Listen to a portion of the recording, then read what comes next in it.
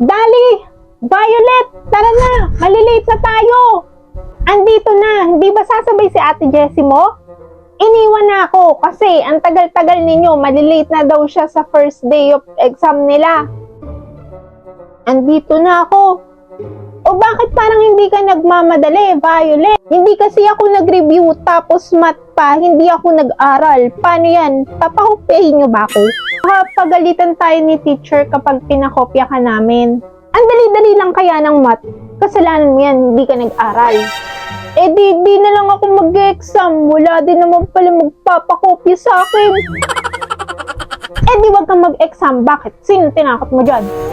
Nga, Pinky, wag mo nang awayin yan si Violet. At Violet, next time mag-aral ka na, ha? Sige na, tara na nga, pumasok na tayo at malilate na tayo.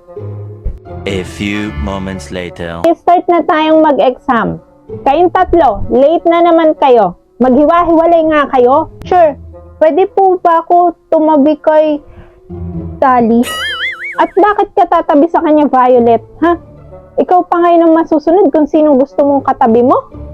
Kasi po, teacher, hihiram po ako sa kanya ng pencil po. Pencil? Eh bakit nag-e-exam ka nang hindi ka naman pala ready? Pencil lang pala ang kailangan mo, meron ako dito. O, tumabi ka dun kay Macy. Mas maganda po yung pencil po ni Dali, kaya kay Dali na lang po ako manghihiram, teacher. Maganda po sulat nun eh. Makikita po talaga yung sagot ko. At saka pag tinabi niyo po ako kay Macy, baka po, mangopya lang po sa akin yun. Hey, excuse me, Violet. Ako, mangongopya sa'yo? Ew, boh. Tama na nga yung Violet. Buka na lang. A little longer than a few minutes later. Mag-i-start na tayo ha. Number 1, 5 plus 2. Madali lang yan. 5 plus 2. 5 plus 2. 5. 6, di ba? 2. 7. Bagal-bagal mo naman sumagot, Violet, para 5 plus 2 lang. Baka mangopya pa sa akin, ha? Bakit naman ako mangopya sa'yo, eh, bio-bio ka? Ano sabi mo? Sabi ko, beautiful ka. Buti naman, marunong kang tumingin ng maganda. Nakikipag-away na naman yata si Violet. Hayaan mo na nga siya.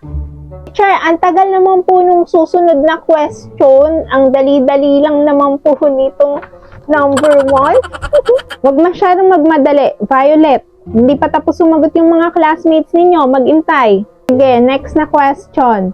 5 times 2. Lagot. 5 times 2. Mahina pa naman ako sa multiplication. 5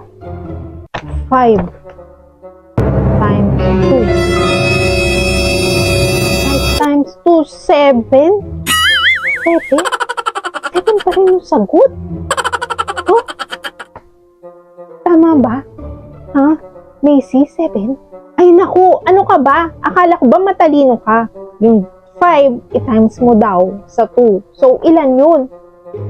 Mag-count ka nga. Eh, diba? 9? Ba? 9? Eh, hindi ba 8? Huwag ka na nga maingay dyan. Kung ayaw mo maniwala sa sagot ko, di isulat mo 8. Basta ako 9. Tama ng daldalan. Susunod na question Teacher, na next tayo. question na po 20 pala. divided by 2. Yes, Macy. Makinig kasi. 20 Okay. divided by 2.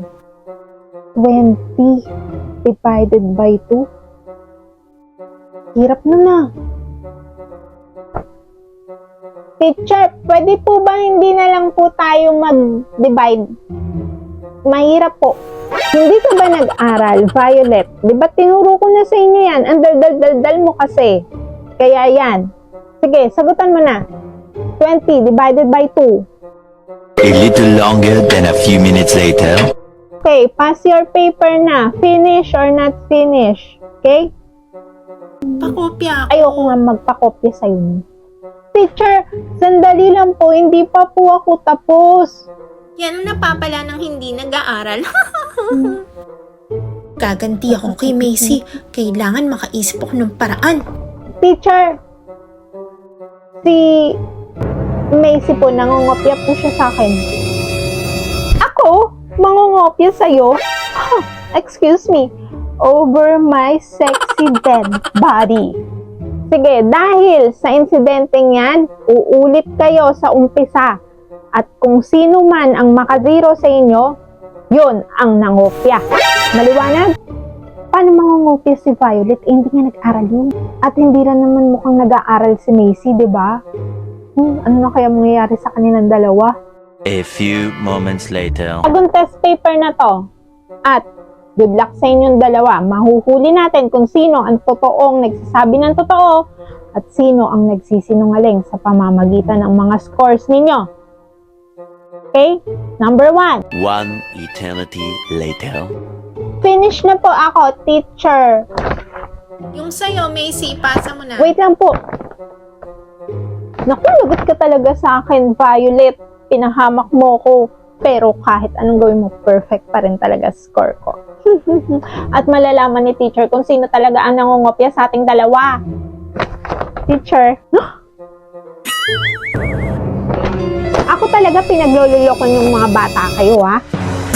According dito sa scores ninyo, napatunayan ko na walang nagpakopya at walang nangungopya. Bakit?